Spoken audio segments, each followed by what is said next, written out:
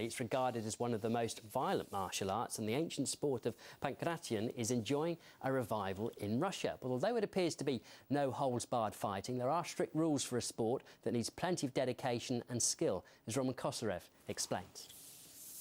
These fighters behind me are the true followers of pankrationa, an ancient Greek martial art which used to be a part of the Olympic Games back in the day of Alexander the Great.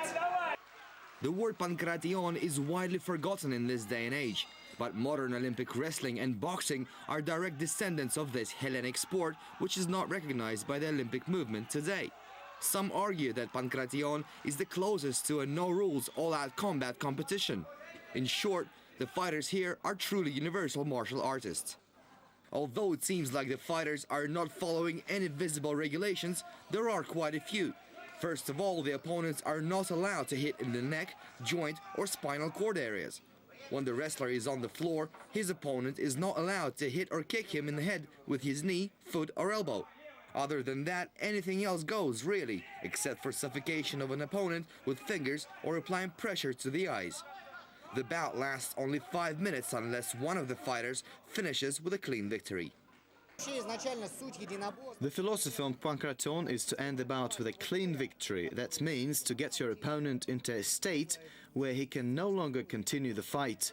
Modern combat disciplines are based on the number of hits and other point systems, but here you will see most standoffs end with either knockout or a forced submission.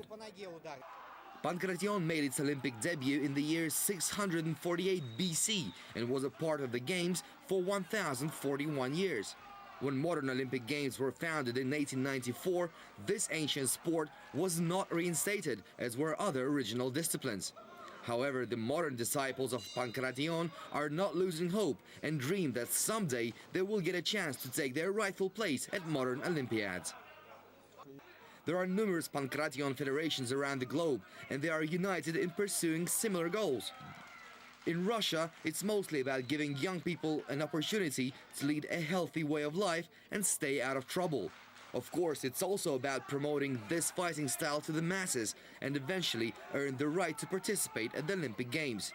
But one thing that is probably common throughout the world is that this ancient Greek martial art brings out a sense of national pride, whichever nationality the fighter might be. Roman Kosarev, RT, Moscow. Not for the faint-hearted. That's all the sport for the moment. We've got more sport for you in 2 hours' time. Coming up, though, is the weather.